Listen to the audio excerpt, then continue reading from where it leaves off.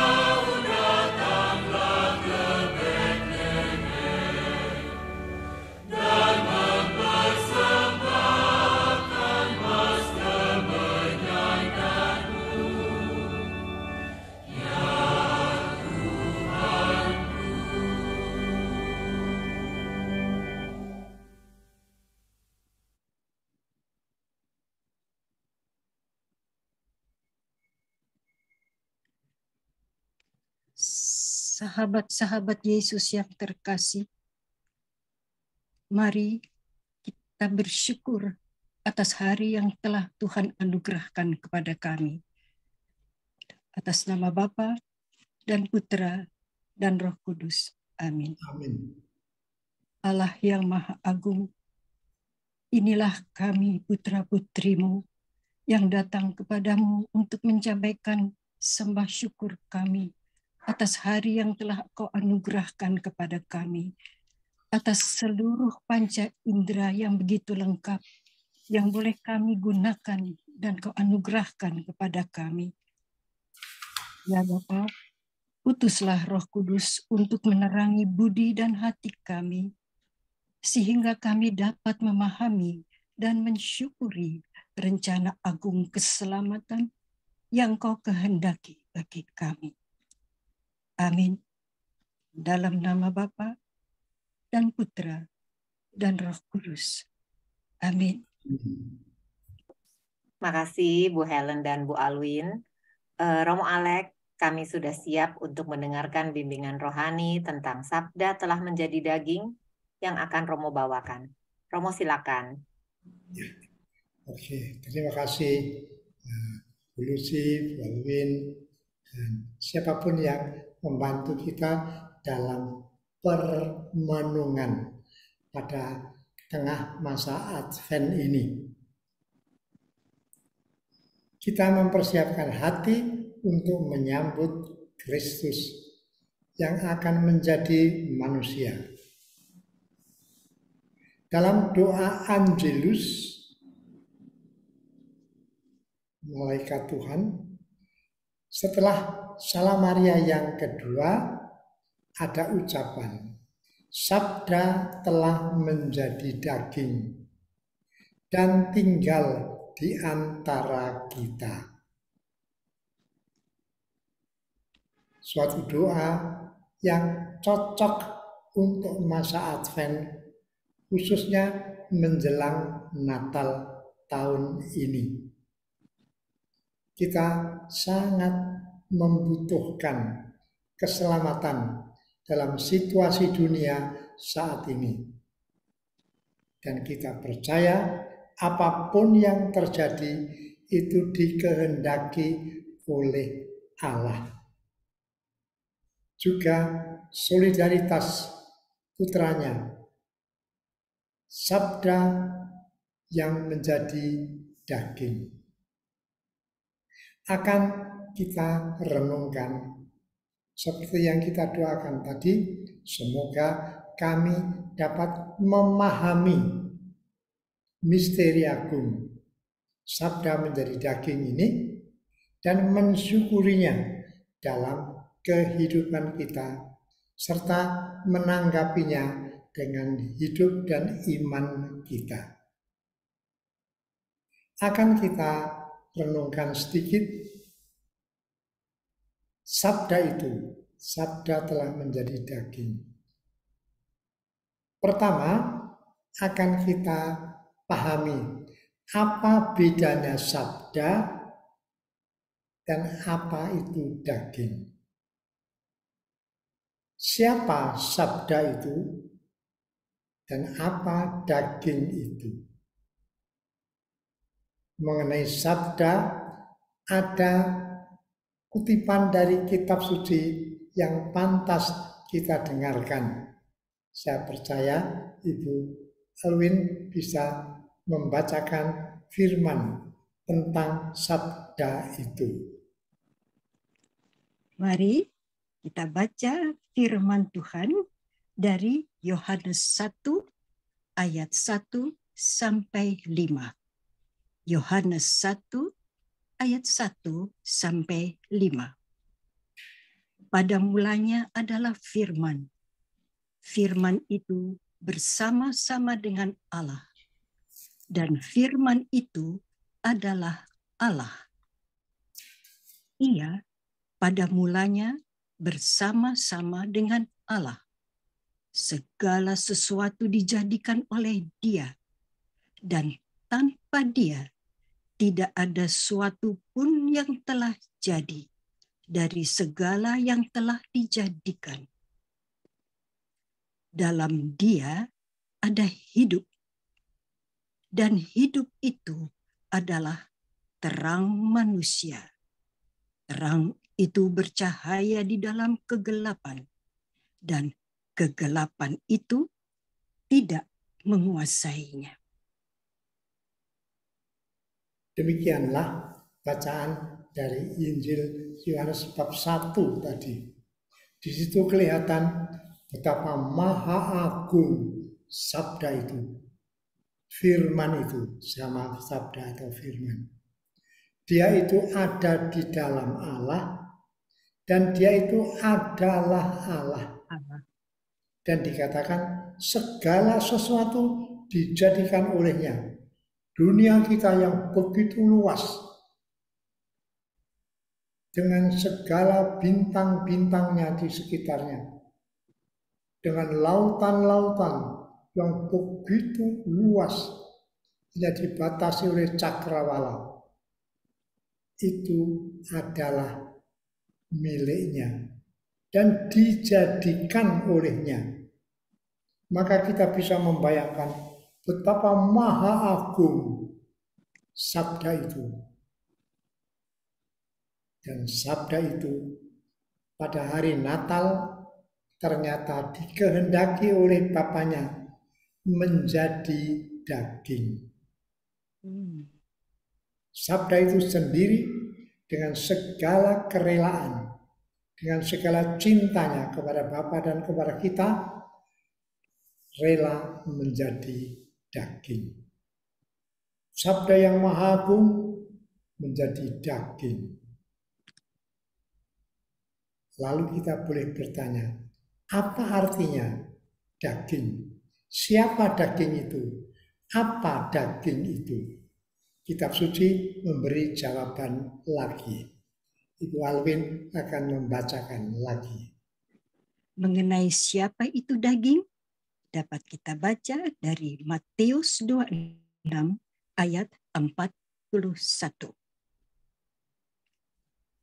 Yesus bersabda, "Berjaga-jagalah dan berdoalah supaya kamu jangan jatuh ke dalam pencobaan. Roh memang penurut, tetapi daging itu lemah." Itulah sabda yang maha agung, yang maha kuasa, maha bahagia menjadi daging. Dan daging itu lemah.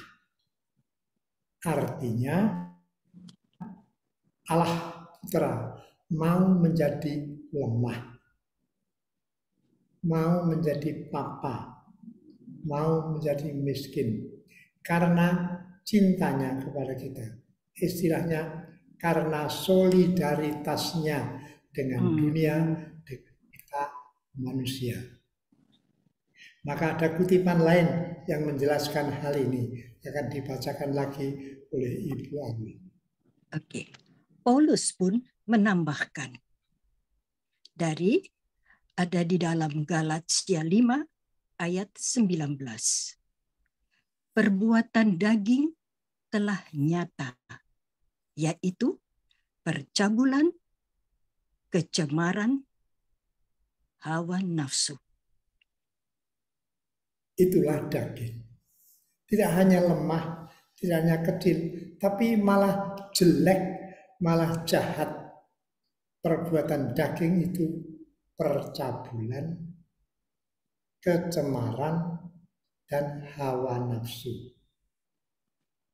Kita semua mempunyai daging, kita semua manusia, dan punya pengalaman kelemahan itu. Dan Allah yang Maha Agung mengutus putranya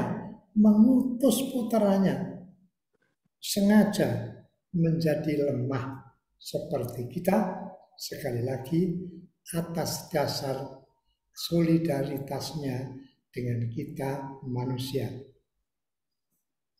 Solider itu mau mengalami yang kita alami. Yesus solider dengan kita manusia. Maka sabda telah menjadi daging itu adalah suatu perubahan, suatu perbedaan. Ada perbedaan antara sabda dan daging. Kondisi Yesus Putra Allah yang dulu maha agung, maha bahagia, menjadi papa, menjadi miskin. Orang berkata, tidak hanya ada perubahan, tapi ada penjungkir balikan kondisi. Yesus mau menjadi lemah seperti kita. Apakah masih ada kata dari Rasul Paulus yang Ibu Alwin temukan dalam teks? Hanya itu, yang Galatia tadi. Ya. Ya, jadi di tempat lain Paulus itu mengatakan ia mengosongkan diri menjadi seorang, mengambil rupa seorang hamba, dan dalam rupa seorang hamba dia itu menjadi miskin dan kelak mau mati. Allah yang menjadi sumber kehidupan mau mati. Allah yang menjadi terang, yang menghalau segala kegelapan, mau mengalami kegelapan maut. Dia mengosongkan diri. Dan matinya, wafatnya itu tidak wafat tenang-tenang, tetapi wafatnya disalib sebagai seorang penjahat yang disalibkan. Orang Romawi itu membunuh paling kejam dengan salib. Dan Yesus tidak hanya disalibkan, tapi sebelum disalibkan, dia itu dicambuk dengan tali-tali yang penuh dengan paku dan besi, sehingga kalau dicambukkan, kulitnya, dagingnya itu ikut terlepas. Yesus mengalami itu 39 cambukan, bahkan lebih. Kemudian di atas kepalanya ditumpangkan mahkota duri. Orang Jawa kenal duri yang tajam, namanya kemarung, hitam, kuat. Itu diletakkan dan ditumpukkan pada kepalanya dan ditekan dengan kayu sehingga duri itu masuk ke dalam kepala Yesus. Dia mati sebagai penjahat. Penjahat yang lebih ringan itu tidak disalibkan. Yesus disalibkan, dipaku tangan dan kakinya. Sedang penjahat yang lain itu diikat saja pada tangan dan kakinya. Maka Yesus lebih cepat wafat karena memang kehabisan tenaga, kehabisan darah. Dia mencurahkan darahnya untuk menebus, untuk menyelamatkan umat manusia. Dia sendiri sebetulnya takut. Suatu ketika dia di Getsemani itu berkata, hatiku merasa begitu gentar dan sedih, seperti mau mati rasanya. Tapi lalu dia berkata, Bapa, kalau mungkin ambillah cawan ini daripadaku, derita ini. Tapi dia menambahkan, bukan kehendakku, melainkan kehendakmu-lah terjadi. Maka Yesus itu mengosongkan diri dari keinginan, dari kehendaknya sendiri. Terserah kepada Bapa. Dan aneh sekali, Bapa yang Maha Pengasih membiarkan anaknya menderita begitu mengerikan. Karena apa? Karena cintanya kepada kita manusia. Sampai cintanya kepada putranya, dia relakan. Memang kemudian akan dimuliakan jauh lebih lagi oleh kuasa Bapa di surga. Sabda telah menjadi daging dan tinggal di antara kita. Itulah renungan yang utama pada masa Advent ini. Sabda itu, Allah itu yang maha mulia menjadi manusia yang paling rendah, durhaka. Dia penjahat di mata orang Yahudi dan karenanya disalibkan. Penjahat yang disalibkan bersama Yesus, yang satu menghujat, kalau kamu itu anak Allah, lepaskanlah kami. Tapi yang lain berkata, jangan berkata demikian. Kita memang disalibkan karena kesalahan kita. Dia sama sekali tidak punya kesalahan. Maka itu kesaksian dari seorang penjahat mengenai sabda yang menjadi daging. Dan daging yang mau mati begitu mengerikan. Wafatnya mungkin paling mengerikan di antara semua martir. Yesus adalah raja para martir dalam hal penderitaan.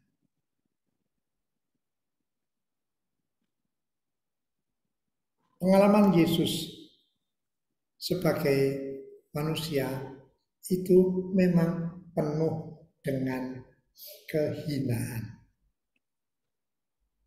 Waktu lahir, dia dibawa oleh Yusuf dan Maria yang sudah mengandung 9 bulan.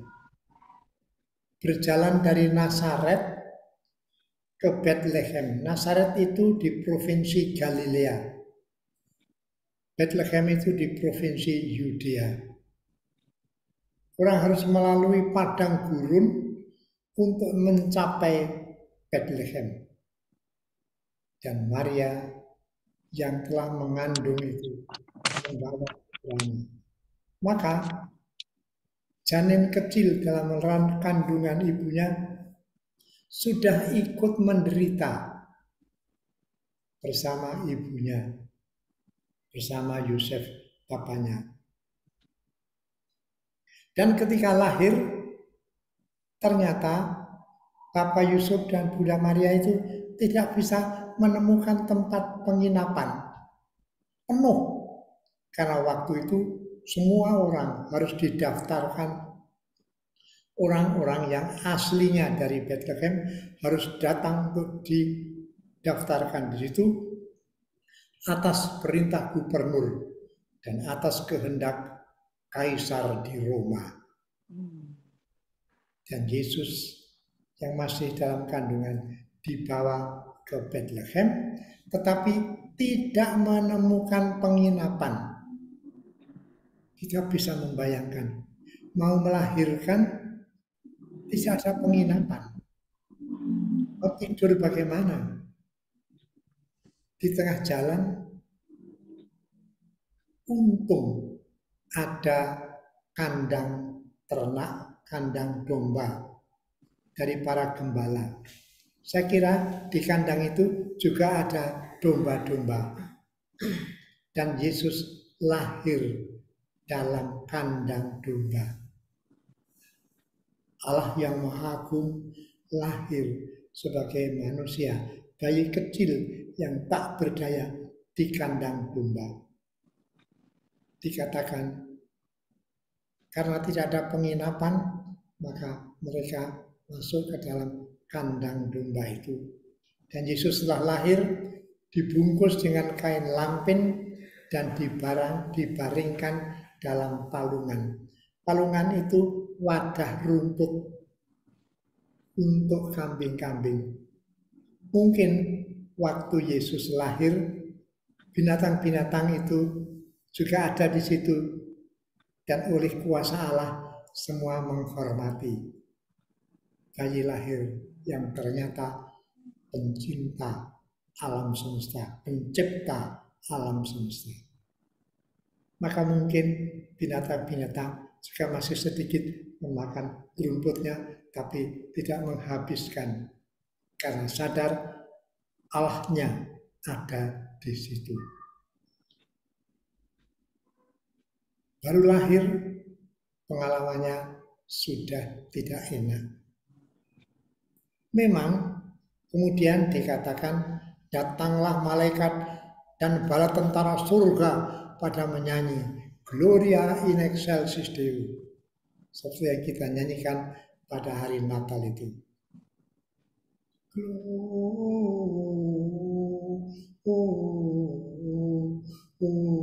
Gloria in excelsis Deo. Tetapi setelah itu malaikat-malaikat memberitahukan kepada para gembala dan mereka datang. Maka manusia-manusia yang melawat kelahirannya itu bukan orang-orang biasa, tetapi para gembala yang hidupnya sangat sederhana, hidup di padang, di mana ada rumput, di sana ada domba, di sana mereka tidur juga. Maka Yesus sejak kecil sudah ketemu dengan orang-orang paling sederhana. Dan memang kebetulan datanglah para Majus dari timur, orang-orang bijaksana dari timur. Siapa tahu dari India atau dari Cina, pasti belum dari Indonesia, belum ada waktu itu orang bijaksana di sini. Tetapi ketika mereka datang, mereka mengira akan melawat pada seorang anak raja. Maka mereka pergi ke Yerusalem. Dan Herodes yang berkuasa terkejut mendengar ada anak raja. Dia sendiri sangat kejam. Siapa yang membahayakan tahtanya dibunuhnya, termasuk istrinya sendiri dan anak laki-lakinya. Itu dibunuh karena Herodes takut akan kehilangan tahtanya. Maka mendengar kata para Majus, ada anak raja yang baru lahir, dia pura berkata, kamu pergilah. Setelah ketemu, beritahukan kepada saya. Tapi para Majus itu kemudian diberitahu dalam mimpi oleh malaikat, jangan kembali ke Yerusalem, pulanglah ke negerimu. Herodes yang menunggu kemudian menyuruh tentaranya, pergilah ke Bethlehem, bunuh semua raja anak yang lahir sekitar hari-hari itu. Maka Herodes membunuh banyak anak laki-laki di Bethlehem. Yesus sendiri diselamatkan karena Yusuf dalam mimpi diberitahu oleh malaikat, menyingkirlah ke Mesir. Dan itu dikatakan dalam mimpi. Maka sedang tidur, Yusuf itu mendapat pesan itu. Lalu langsung bangun. Dan malam itu juga Yusuf membawa Maria dan kanak-kanak Yesus yang masih bayi kecil itu dibawa lari menyingkir. Paling jauh dari Bethlehem itu negeri Mesir. Maka masih kecil sudah diancam akan dibunuh. Itulah kanak-kanak Yesus. Dan selanjutnya Yesus akan mengalami macam-macam penderitaan sebagai anak manusia dalam ketapaan dan kemiskinan. Tetapi itu dikehendaki oleh Allah dan diterima dengan segala rela oleh Yesus demi cintanya, solidaritasnya kepada kita manusia.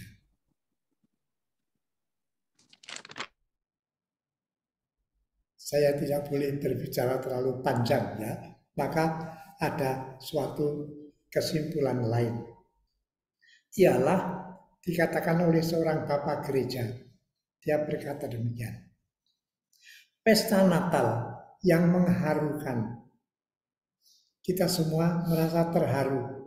Sampai sekarang kalau mendengar nyanyian-nyanyian Natal, kita terharu. Maka pesta Natal itu mengharukan. Dan Bapak Gereja tadi berkata, pesta Natal yang mengharukan sama dengan pesta Paskah yang meriah. Kesamaannya ialah dalam dua intinya. Intinya adalah cinta dan salib. Itulah hidup Yesus seluruhnya diwarnai oleh cinta dan salib. Maka kita bertanya, apa cinta itu? Bagaimana kita harus meniru, meneladan Yesus dalam mencinta. Mengenai cinta ini ada kutipan dari kitab suci, jawaban Yesus atas seorang ahli Taurat. Mungkin Ibu Alwin bisa menemukan baca itu. Dalam Lukas 10 ayat 27. Ya. Jadi, Guru, apa yang harus kuperbuat untuk memperoleh hidup yang kekal? Jawab Yesus lewat mulut ahli Taurat itu sendiri. Kasihilah Tuhan Allahmu dengan segenap jiwamu dan dengan segenap kekuatanmu dan dengan segenap akal budimu. Dan kasihilah sesama manusia seperti dirimu sendiri. Ya, jadi cinta itu bagaimana? Cinta itu ada dua seginya. Yang satu, cinta kepada Allah. Cintailah atau kasihilah Tuhan Allahmu dengan segenap kekuatanmu, segenap akal budimu. Dan kasihilah sesamamu manusia seperti dirimu sendiri. Mungkin terus terang saja kita itu mencinta Allah kadang-kadang juga tidak tahu dengan segala kekuatanku bagaimana ini, dengan seluruh akal budiku bagaimana ini. Tetapi kita percaya saja pada gereja yang mengajarkan kepada kita banyak cara mencinta Allah. Misalnya dengan mengikuti sakramen-sakramen. Kalau kita belum baptis, cinta kepada Allah itu memberikan diriku untuk dibaptis, supaya dibebaskan oleh Allah dan kita bisa membalas cintanya sebagai anaknya. Kalau berdosa, kita dibebaskan dengan sakramen tobat, supaya kalau kita lupa akan Allah, kembali ingat akan Allah, dan sebagainya. Tetapi tidak kalah sulit itu mencinta saudara. Kasihilah sesamamu manusia seperti dirimu sendiri. Itu tidak terlalu mudah. Ya, kalau seorang mencinta seorang yang betul-betul cocok, itu mudah. Tetapi dari 10 orang, mungkin 1-2 itu cocok dengan diriku. Yang 8 itu berbeda, entah fahamnya, entah cara hidupnya, entah cara kerjanya. Maka mencintai yang 8 itu tidak terlalu mudah itu. Dan Yesus memberi suatu teladan, suatu perumpamaan yang kita kenal dalam Injil itu. Ada seorang turun dari Yerusalem ke Yeriko. Artinya dia pasti seorang Yahudi, karena orang Samaria tidak boleh pergi ke Yerusalem. Orang itu jatuh ke tangan penyamun yang tidak hanya merampoknya habis-habisan, tapi juga memukulinya dan meninggalkan setengah mati. Lewatlah seorang imam Yahudi turun dari Yerusalem. Melihat orang itu, dia melewatinya saja dari seberang jalan. Untuk apa menolong orang tergeletak di pasir setengah mati? Kemudian datang pula seorang Lewi. Dia juga melewatinya. Orang Lewi itu seperti prodiakon kita, pelayan bait Allah. Dia juga orang Yahudi. Dia melewatinya, tapi lalu lewat saja, tidak menolong. Kemudian datanglah seorang Samaria dalam perjalanan. Orang Samaria dan orang Yahudi itu saling membenci. Tapi orang Samaria satu ini melihat seorang tergeletak di pinggir jalan, dia turun dari keledainya. Orangnya kelihatan luka di sana sini. Maka lalu diobatinya seadanya dengan minyak dan anggur. Anggur itu membersihkan, minyak itu melembutkan. Kemudian orang itu diangkat, didudukkan pada keledai tunggangannya, dan dia sendiri di belakangnya mengendalikan keledainya. Lalu dibawanya ke rumah penginapan. Di sana dia minta supaya orang ini diberi tempat tidur, diberi makan, diberi obat dan sebagainya. Kemudian dia melanjutkan perjalanan dengan pesan, rawatlah dia, kalau nanti ada biaya lebih, aku akan melunasinya setelah aku kembali. Orang Samaria ini mencinta saudaranya. Kasihilah sesamamu manusia seperti dirimu sendiri. Itu rahasia cinta yang ada dalam pesta Natal. Pesta Natal selalu ada suasana cinta dari Allah, dari sabda yang menjadi daging demi solidaritas kepada kita manusia dan demi cintanya kepada rencana Bapa di surga. Sedang mengenai salib, mungkin Ibu Alwin bisa menemukan lagi suatu kutipan mengenai salib, rahasia salib dalam pesta Natal dan pesta Paskah. Ada kalimat dari kitab suci. Silakan Bu Alwin membacanya. Masih mute Bu Alwin. Di dalam Lukas 9 ayat 23. Setiap orang yang mau mengikuti aku, ia harus menyangkal dirinya, memikul salibnya setiap hari, dan mengikut aku. Itu ya. Setiap orang yang mau mengikuti Yesus, apa yang menjadi daging, orang itu juga harus menyangkal dirinya. Seperti Yesus menyangkal kealahannya sementara mengosongkan dirinya, mengambil rupa seorang hamba, mengambil daging. Semua orang yang mau mengikuti aku harus menyangkal dirinya. Artinya tidak mengikuti kesukaan dan kesenangannya saja. Berkorban. Memanggul salibnya setiap hari. Setiap hari kita itu punya kesulitan. Mungkin kecil-kecil dan sudah biasa sehingga tidak merasa menderita. Tetapi kalau saya misa pagi jam 5:30, saya itu biasa bangun jam 4. Tapi kalau sedang ngantuk, jam 4 bangun.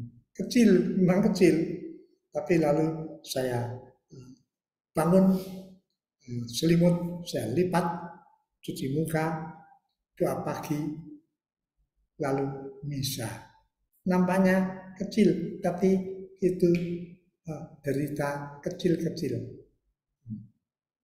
Harus memikul salibnya setiap hari. Mungkin Anda punya tetangga yang kadang-kadang ramah, tetapi kadang-kadang ada yang sama sekali tidak ramah, menyakitkan hati. Tapi kalau bisa membiarkan saja, tidak menanggapi kata-katanya. Dan kalau dia membutuhkan bantuan, mungkin bisa justru membantu orang yang tidak menyenangkan itu. Memanggul salibnya setiap hari dan mengikuti aku. Maka rahasia Natal dan Paskah intinya sama, cinta dan salib.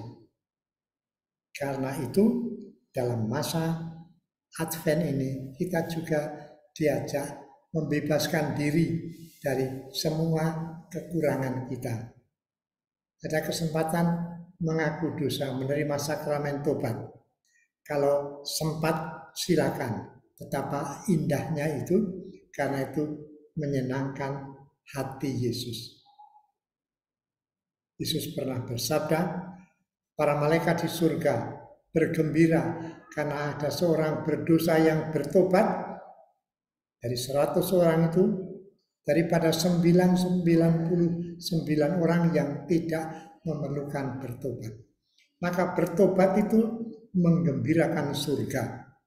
Kita tidak bisa membayangkan bagaimana surga yang begitu indah, begitu mulia, bisa tambah senang karena seorang berdosa yang bertobat.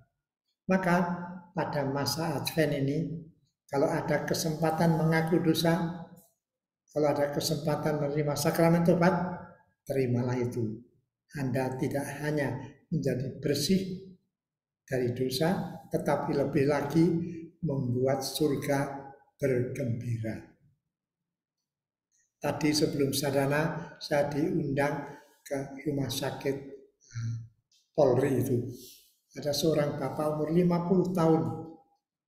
Minggu lalu masih ikut misa. Tapi sekarang sudah tak sadar. Dan tadi tiba-tiba waktu saya mau memberi sakramen pertobatan, nafasnya itu berhenti. Sehingga perawat itu memompa dengan menekankan dadanya beberapa kali. Akhirnya bisa kelihatan bernapas lagi. Lalu saya memberikan sakramen tobat. Pengurapan orang sakit itu pertama pengampunan semua dosa. Syukur bisa mengaku dosa. Kalau sudah tidak bisa, diampuni saja dengan absolusi. Kemudian diberkati dengan air suci, berarti Allah memberkati kita. Surga memberkati dengan air yang begitu sederhana.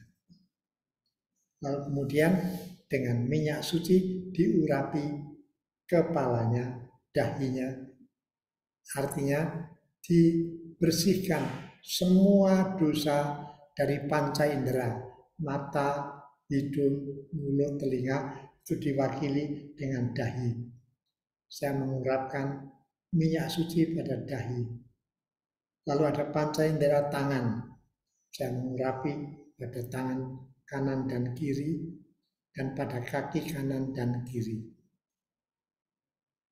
Perbuatannya begitu sederhana, diatur oleh gereja. Dan saya percaya dia andai kata dipanggil Tuhan sudah dalam keadaan bersih. Mungkin masih ada kelemahan, biar saja. Tidak ada orang hidup sempurna. Tetapi gereja mengajarkan kepada kita, Allah menyediakan api penyucian. Yesus setelah wafat, itu turun ke tempat penantian. Orang-orang yang baik belum langsung masuk surga, tapi harus menunggu kedatangan Yesus. Dan dalam sakramen pengurapan, orang juga kedatangan Yesus, Sang Sabda yang menjadi daging itu. Maka sekali lagi, pada masa Natal, sama seperti pada masa Paskah, intinya adalah cinta kasih dan salib.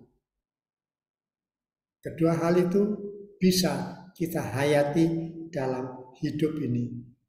Mudah atau sukar itu tidak menjadi soal. Yang penting saya mau berusaha menghayatinya. Cinta kasih dan salib.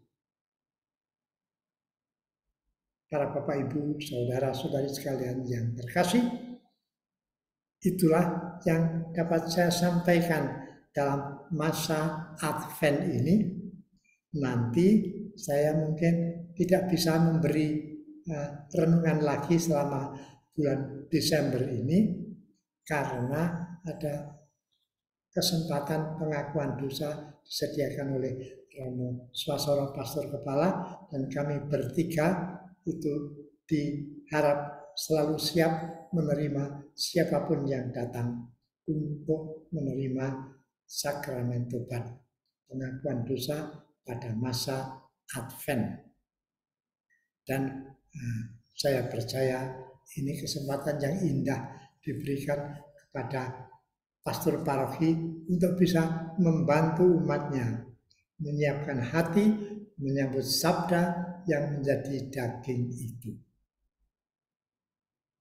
Para Bapak, Ibu, saudara-saudariku yang terkasih, itulah yang bisa saya sampaikan sebagai renungan sederhana pada masa Advent menyambut kedatangan Kristus Sang Juru Selamat kita itu. Saya kira demikian. Sekarang waktu saya kembalikan kepada Ibu Lucy yang menjadi pemandu acara kita itu. Baik Romo, terima kasih banyak Romo untuk renungan yang Romo baru berikan kepada kami semua. Ada sharing yang mungkin nanti saya bacakan, terus Romo tanggapin, ada juga pertanyaan. Tapi saya berikan pengumuman dulu ya Mo sebentar, sambil Romo istirahat. Kalau mau minum juga boleh Mo. Iya, iya. Teman-teman, materi dan rekaman acara hari ini seperti biasa nanti akan di-share di WAG Sadana. Jadi bagi teman-teman yang ingin nanti ditunggu ya. Bagi yang belum bergabung, kalau mau mendapatkan rekamannya silakan bergabung di WAG Sadana. Kemudian bagi teman-teman yang ingin bertanya silakan ditulis di chat. Atau ingin sharing juga boleh ditulis di chat. Sementara saya akan berikan pengumuman dulu, yaitu bagi teman-teman yang ingin berbagi, memberikan persembahan kasih untuk mendukung Sadana, untuk pengembangan Sadana, Anda bisa transfer ke rekening BCA nomor 730-028-5656 atas nama Heni Junaini atau Dewi. Buat teman-teman yang sudah mentransfer, terima kasih banyak atas taburannya. Pasti berguna untuk pengembangan Sadana. Tuhan berkati dan Tuhan yang akan balas. Kemudian berikutnya, seperti yang tadi Romo bilang, untuk Januari ini Romo full schedule-nya masih harus mengisi oase rohani Katolik dan juga menerima pengakuan dosa dari umat. Jadi untuk Desember ini kita hanya 1 kali pengajaran, yaitu hari ini. Pengajaran Sadana berikutnya tanggal 14 Januari 2023. Kita ketemu lagi di tahun yang baru, di minggu kedua. Begitu ya, Mo? Ya. Terima kasih teman-teman untuk perhatiannya. Romo, sekarang ada 2 pertanyaan yang masuk, Mo. Kita masuk ke pertanyaan ya. Mo, antara Nazaret dan Bethlehem itu berapa jauh, Mo? Iya. Sekali lagi, Nazaret, rumah Maria dan Yosef, itu di provinsi Galilea. Dekat dengan Danau Galilea, Danau Tiberias itu. Sedang Bethlehem itu di bukit, di daerah Yudea. Yerusalem itu terletak di atas bukit dan banyak batu-batuan, tetapi di sana dibangun suatu istana dan di sekitarnya dibangun benteng. Benteng yang kuat di tengah pegunungan. Jadi kalau orang mau menyerang, kalau ada musuh mau menyerang, repot sekali. Karena harus naik gunung dan masih ada bentengnya yang sangat kuat. Tetapi tidak jauh dari situ ada rumah para penduduk Bethlehem. Dan Yusuf itu aslinya dari Bethlehem atau nenek moyangnya dari sana, maka dia harus datang membawa Maria dan anak-anak Yesus yang masih dalam kandungan ke Bethlehem itu. Kalau tidak salah, saya pernah mencoba menghitung, tapi entah persisnya atau tidak, kira-kira 93 kilometer dari Nazaret ke Bethlehem. Dan jalannya ada lewat padang gurun, ada yang lewat daerah perbukitan. Maka sangat tidak enak itu perjalanan pada zaman itu dari Nazaret ke Bethlehem, 93 km. Saya percaya Yosef itu tukang kayu yang cukup mampu dalam arti bisa beli keledai. Maka mungkin Maria yang sudah hamil tua 9 bulan naik keledai ini, dan mungkin Yosef menuntun keledainya itu. Dan saya percaya di tengah jalan kadang-kadang harus menginap 93 km. Maka perjalanan itu cukup jauh dan sangat tidak enak. Itu dialami oleh Yusuf, Maria, dan Yosef mengikuti perintah dari Kaisar Roma lewat gubernur. Baik, kira-kira begitu itu. 93 km kira-kira. Saya tidak bisa mengatakan persisnya, tapi mungkin sekarang sudah jauh lebih enak, sudah ada jalan raya, sudah ada mobil, karena itu sekarang dalam kekuasaan Israel. Baik, Mo. Makanya saya pernah baca zaman dulu mereka berjalan sekitar 3 hari ya, Mo. Ya. Hasan, jauh memang. Baik, Mo. Pertanyaan berikut. Herodes yang mau membunuh Yesus, apakah dia kemudian membunuh Yohanes Pembaptis, Mo? Iya, sama-sama Herodes. Tetapi dikatakan Herodes zaman Yesus lahir itu namanya Herodes Agung. Kemudian anaknya ada yang bisa menggantikan bapaknya, Herodes Antipas. Yang membunuh Yohanes Pembaptis itu Herodes Antipas. Ada suatu film saya pernah lihat. Herodes Agung sudah tua. Dia itu sedang mau naik ke atas tahta. Beberapa anaknya itu sudah dibunuh bersama istrinya sendiri. Istrinya Herodes dibunuh oleh Herodes karena takut merebut tahtanya. Tapi salah satu anak itu kemudian berhasil menjadi raja. Waktu bapaknya mau mendekati tahta, dia tendang sampai bapaknya terguling-guling. Mungkin bapaknya itu mati setelah itu. Maka Herodes yang membunuh Yohanes itu anak dari Herodes yang mau membunuh Yesus itu. Dua-dua sangat kejam orangnya. Dan mereka itu dibiarkan oleh pemerintah Romawi untuk tetap menjadi raja, tetapi di bawah kekuasaan Roma. Kaisar Roma bisa setiap saat menyuruh mereka turun tahta. Tapi Kaisar Roma punya kebijaksanaannya sendiri. Tapi dua-dua nama Herodes itu sangat terkenal dalam kitab suci sebagai raja yang bengis. Dan mungkin begitulah raja-raja pada zaman itu. Kalau para Bapak Ibu pernah membaca buku, dulu saya pernah membuat buku pendalaman kitab suci menjadi buku yang dibuat oleh para peserta kursus singkat itu. Namanya Panorama. Dan itu sudah dibagikan. Tapi mungkin masih ada beberapa 5 atau 6. Dulu saya membuat sekitar 300. Karena sudah tersimpan, lalu mungkin 3 bulan lalu sudah dibagikan. Tetapi para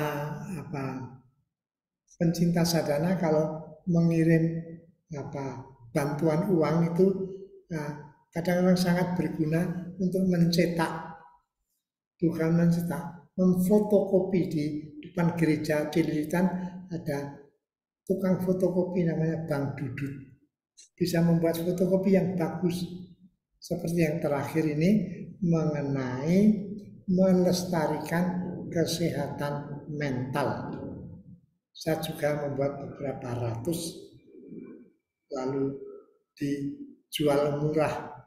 Kalau keuskupan, Bapak Uskup juga minta saya persembahkan padanya. Dia mengatakan jangan dicetak di obor atau di kanisius, itu mahal, di fotokopi saja.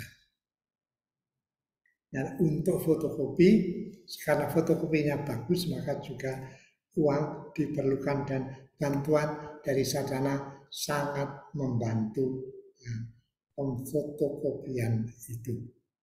Kadang-kadang saya membuat fotokopian 200, kadang-kadang 500 yang melestarikan kesehatan mental itu. Beberapa dokter itu malah minta saya mau lihat bagaimana cara orang Katolik melestarikan kesehatan mentalnya. Maka saya baru saja terima permintaan, coba di fotokopi lagi 50, nanti akan cepat laku. Sekali lagi terima kasih atas bantuan yang sering dikumpulkan dari teman-teman Sadanit lewat Bu Heni Junaini atau Dewi adiknya itu. Seperti dikatakan tadi. Saya kira itu dua pertanyaan yang saya jawab dengan macam-macam pikiran tadi itu. Baik Romo, buat teman-teman, buku yang barusan Romo sebutkan itu ada dan tersedia. Dan kalau teman-teman mau pesan, Anda bisa hubungin ke di sini ada Heni. Ini mengintip kebenaran. Ada lagi panorama sekitar Sang Immanuel, dan yang tadi kesehatan mental juga sama. Bisa hubungin ke Heni. Maaf, saya nggak punya yang kesehatan mental, tapi Anda bisa dapatkan bukunya, hubungi Heni atau Yanti di nomor handphone di bawah ini. Ya. Begitu. Mbak Yanti juga bisa, meskipun saya kasihan Mbak Yanti itu kan pasien ya, tetapi dia penuh semangat. Justru karena semangatnya dia bertahan hidup. Iya, Yanti masih semangat untuk membantu pelayanan Mo. Dan bukunya ada di Yanti Mo, jadi di Yanti juga bisa.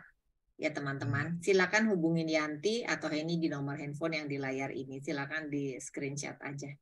Ya. Mo, berikutnya ada pertanyaan lagi Mo. Sebelumnya ada satu sharing dari teman kita Bernadette Hans. Dia bilang sakramen taubat tidak hanya membuat kita menjadi bersih, tapi membuat surga bergembira. Jadi gimana pendapat Romo? Ya betul. Jadi seperti sabda Yesus sendiri, saat ada orang punya 100 domba, satu hilang, dicarinya. Ketika ketemu, dia mengajak pesta untuk kambingnya yang hilang sudah ketemu.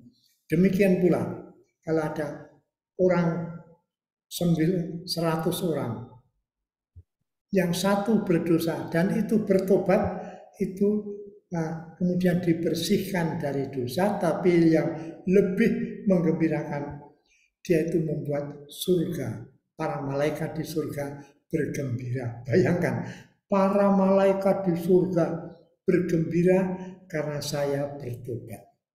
Maka silakan menggunakan kesempatan kecil untuk menerima sakramen tobat, khususnya pada masa Advent ini, karena saya akan menggembirakan para malaikat di surga. Baik Mo, tapi biasanya Mo, kalau kita mengaku dosa, penitensinya tuh hanya membaca doa tobat aja. apakah sama bobotnya Mo dengan sakramen tobat? Gini, kalau kita mengaku dosa itu menerima sakramen tobat. Dan kemudian ada macam-macam pastor. Saya ketemu seorang teman, orang Belanda dulu. Dia itu memberikan kamu untuk dosamu yang begitu berat ini, kamu berdoa rosario selama sebulan, tiap hari. Rosario selama sebulan, tiap hari. Kalau kamu merasa keberatan, saya saja yang akan berdoa rosario tiap hari Senin sampai Sabtu. Kamu hanya tiap minggu kita bagi. Oh ya, jangan. Saya juga bisa. Pokoknya saya akan berdoa rosario sebulan. Tetapi ada pastor lain yang mengatakan, untuk penitensimu berdoalah 1 kali Bapa kami, 5 kali Salam Maria. Ya sudah, itu yang diminta oleh pastor waktu memberi absolusi, berdoalah itu. Maka doa itu sebetulnya yang penting membuka hati terhadap Tuhan. Kalau berdoa rosario sampai sebulan tiap malam mungkin kadang-kadang ya asal saja berbunyi tapi kurang dengan hati karena sudah capek kerja misalnya. Maka ada macam-macam, tetapi bertobat itu antara lain lewat sakramen tobat, tapi juga lewat perbuatan lain. Kalau aku berdosa meminjam uang tidak mengembalikan, caranya bertobat itu ya mengembalikan hutangnya itu. Dan mungkin sambil berkata, maaf ya, bulan lalu saya tidak bisa karena saya punya banyak kebutuhan. Baik, Mo. Berikutnya, Mo, bagaimana pertimbangan tiap-tiap romo waktu memberikan penitensi? Satu teman bertanya, dia lihat banding-bandingkan setelah mengaku dosa, dia dan teman-temannya dari yang dosa berat sampai dosa ringan, semua penitensinya hanya berdoa Bapa Kami 1 kali. Tapi ada romo lain yang penitensinya tuh susah-susah, padahal dosanya juga sama-sama aja. Gimana, Mo? Ya itu memang terserah kepada romonya. Romonya tidak pernah diberi peraturan. Dosa ini harus penitensinya begini, tidak. Tapi kita bisa melihat seorang ibu tua yang sudah susah saja jalannya mengaku dosa, lalu melihat kurus, maka penitensinya sudah ibu berdoa saja 3 kali Salam Maria.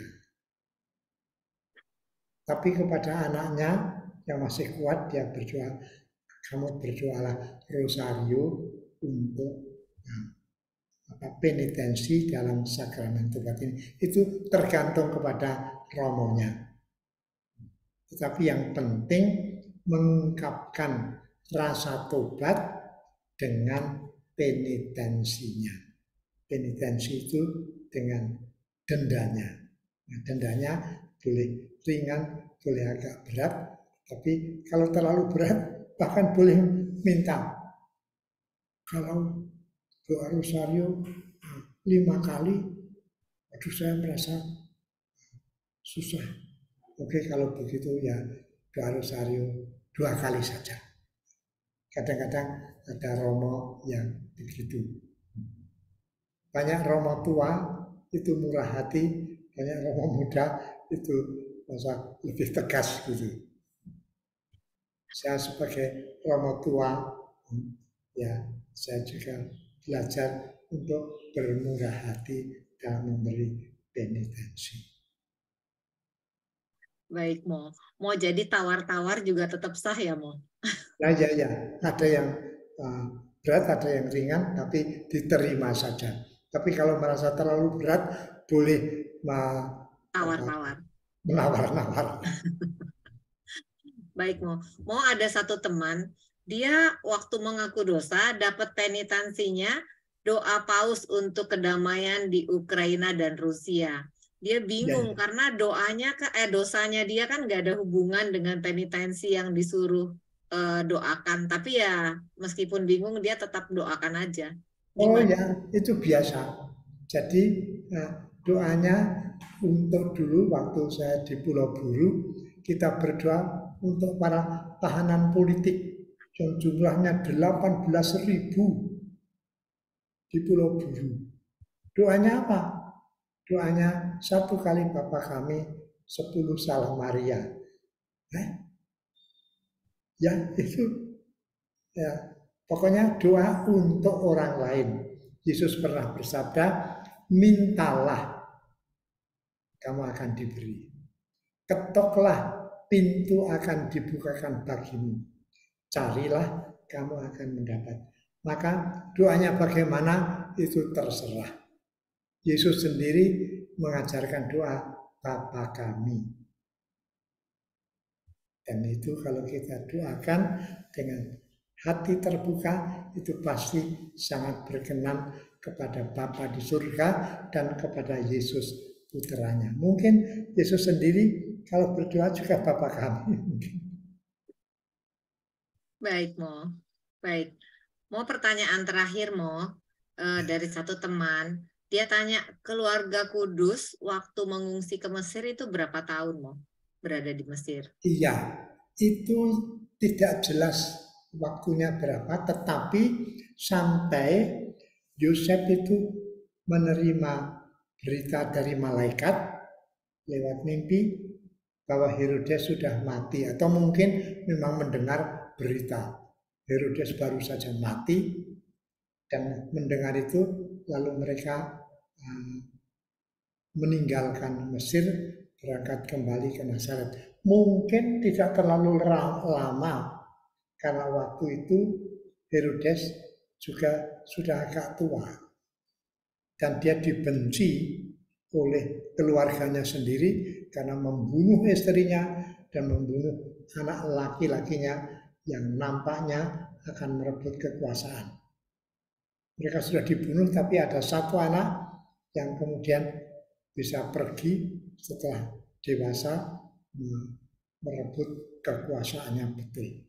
Maka berapa tahun kita tidak tahu, tetapi Yesus masih kecil juga waktu dibawa kembali ke Nazaret.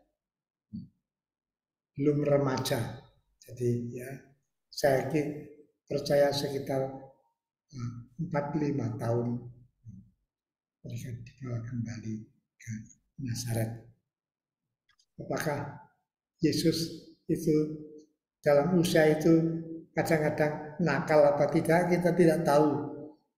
Tetapi kadang-kadang bisa membingungkan bapak ibunya juga. Waktu hilang, sudah kembali remaja, kembali ke Nazaret, suatu bulan pergi ke Yerusalem bersama dengan banyak orang. Ada kebiasaan berziarah ke Knisah Yerusalem. Lalu ketika kembali, Yusuf dan Maria mengira Yesus itu bersama tetangga-tetangganya. Ternyata tidak. Lalu ketika ditanya di mana Yesus, tidak ada yang tahu. Lalu mereka 3 hari lamanya mencari. Mungkin kadang-kadang melihat lubang selokan, jangan-jangan dia jatuh di situ, atau jangan-jangan dia tersesat. 3 hari lamanya Ibu Maria dan Santo Yosef mencarinya.